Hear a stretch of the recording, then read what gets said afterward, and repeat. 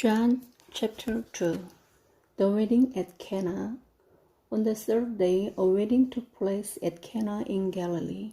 Jesus' mother was there, and Jesus and his disciples had also been invited to the wedding. When the wine was gone, Jesus' mother said to him, "They have no more wine." "Woman, why do you involve me?" Jesus replied, "My hour has not yet come." His mother said to the servants, "Do whatever he tells you." Nearby stood 6 stone water jars, the kind used by the Jews for ceremonial washing, each holding from 20 to 30 gallons. Jesus said to the servants, "Fill the jars with water." So they filled them to the brim. Then he told them, "Now draw some out and take it to the master of the banquet." They did so, and the master of the banquet tasted the water that had been turned into wine.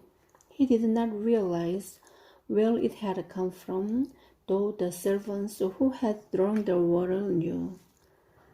Then he called the bridegroom aside and said, "Everyone brings out the choice wine first, and then the cheaper wine after the guests have had too much to drink, but you have saved the best till now."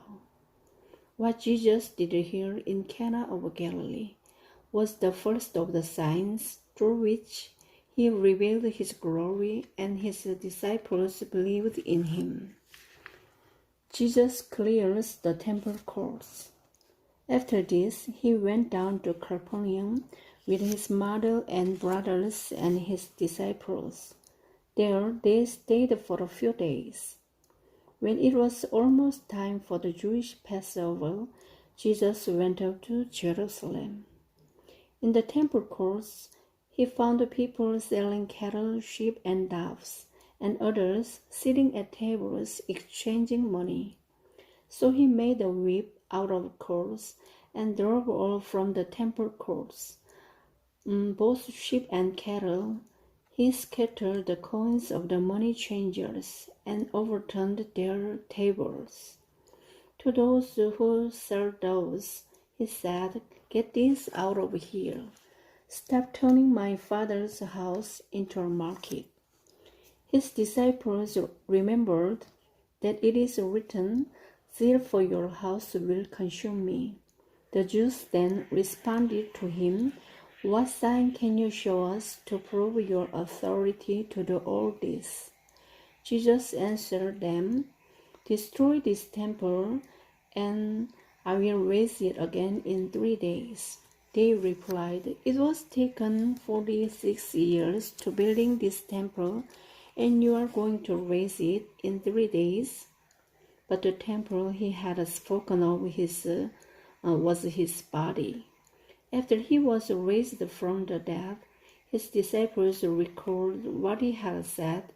Then they believed the scripture and the words that Jesus had spoken.